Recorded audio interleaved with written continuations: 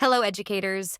Artificial intelligence is rapidly changing our world, and preparing students to navigate it safely and responsibly is more important than ever. To meet this crucial need, we're thrilled to introduce curriculum on AI literacy.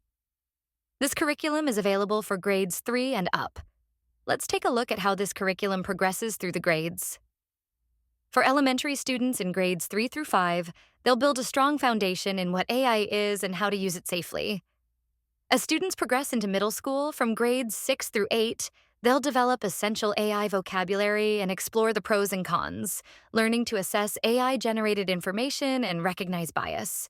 Then, for high school students in grades 9 through 12, the lessons tackle advanced topics, focusing on real-world applications, ethical questions, and proper AI citation. The AI Literacy Unit is available now for all Typing.com Plus users. To find it, simply navigate to the Curriculum tab, select any grade from 3rd grade through 12th grade, then scroll down to the AI Literacy Unit.